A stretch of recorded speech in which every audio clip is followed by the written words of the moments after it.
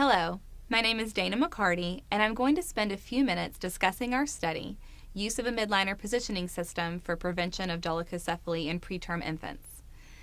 Now, we know that preterm infants are particularly susceptible to developing cranial molding deformity because of the malleability of the skull and the weight of gravity on their tiny bodies.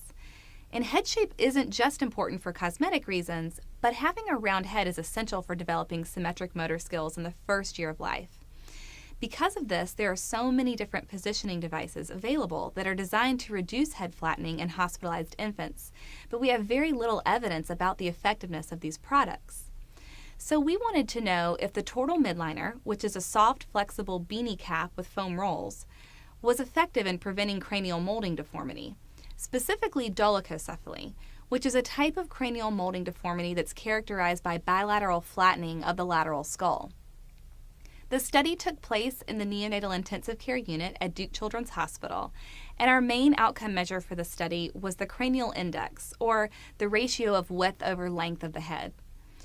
We compared 30 preterm infants who wore the Tortal Midliner and were positioned with regular supine frequency to a retrospective cohort of 65 infants who were positioned at individual nurse discretion without the Tortal Midliner.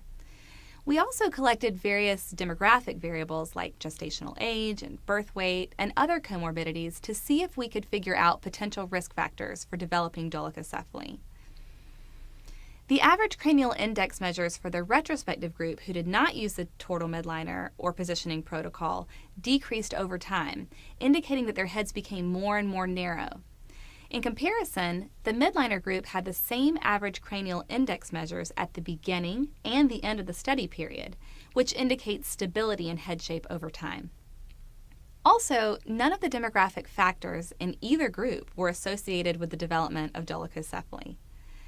So this tells us that a 25-week-old infant was no more likely than a 30-week infant to develop dolichocephaly.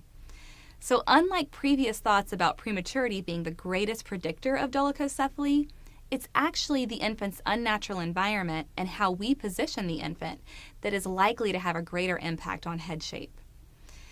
These findings are important because a small cohort of preterm infants from 25 to 34 weeks post-menstrual age using the midliner positioning system had stable head measures over an average period of 5.5 weeks. The results also suggest that supine positioning may have played an important role in cranial reshaping.